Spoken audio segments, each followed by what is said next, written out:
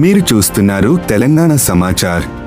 ఈరోజు క్యాబినెట్లో ముగ్గురు మంత్రులను అవకాశం కల్పించిన రేవంత్ రెడ్డి గారికి ధన్యవాదాలు. కానీ ముస్లిం మైనారిటీలకు క్యాబినెట్ల అవకాశం ఎందుకు కల్పిస్తలేరు అని ఒక ముస్లిం మైనారిటీ కార్యకర్తగా, మాజీ యూత్ కాంగ్రెస్ అధ్యక్షులుగా చాలా బాధగా కలిగిస్తుంది. ఎందుకంటే కాంగ్రెస్ పార్టీని నమ్ముకుని ప్రజలు ఓటు వేసి ప్రభుత్వ ఏర్పాటు కావడానికి మైనార్టీల పాత్ర ఉంది.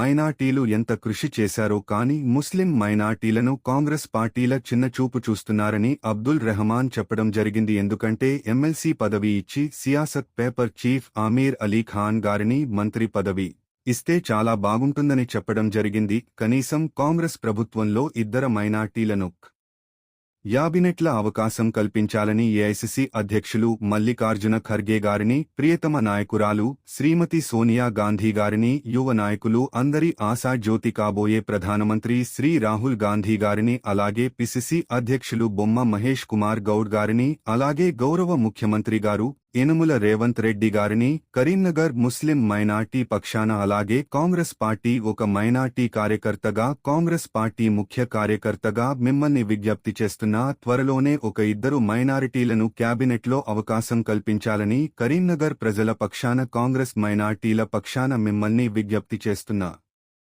అబ్దుల్ రెహమాన్, మాజీ యూత్ కాంగ్రెస్ అధ్యక్షులు, కరీంనగర్ అసెంబ్లీ.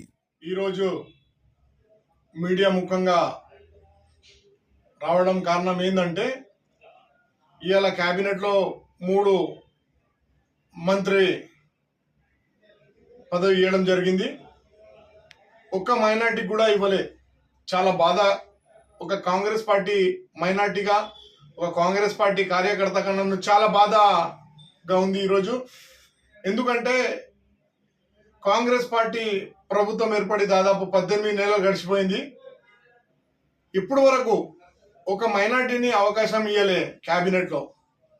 నేను గౌరవ ఏఐసిసి అధ్యక్షులు మల్లికార్జున ఖార్గే గారిని, మేడం శ్రీమతి సోనియా గాంధీ గారిని, రాహుల్ గాంధీ గారిని, పిసిసి ప్రెసిడెంట్ మహేష్ కుమార్ గౌడ్ గారిని, మీనాక్షి నటరాజన్ మేడం గారిని, అలాగే ముఖ్యంగా గౌరవ మంత్రివర్యులు ముఖ్యమంత్రి గారు శ్రీ రేవంత్ రెడ్డి గారిని విజ్ఞప్తి చేస్తున్నా. ఎలక్షన్ కోసమే మైనార్టీలని వాడుకుంటారా? నామినేటెడ్ పదవులు మైనార్టీలను ఇయ్యరు. కనీసం ఒక 2 మైనార్టీ పదవులు మైనార్టీలని ఇవ్వాలని మేము విజ్ఞప్తి చేస్తున్నా. ఆమీర్ అలీ ఖాన్ గారిని ఎమ్మెల్సీ ఇచ్చారు.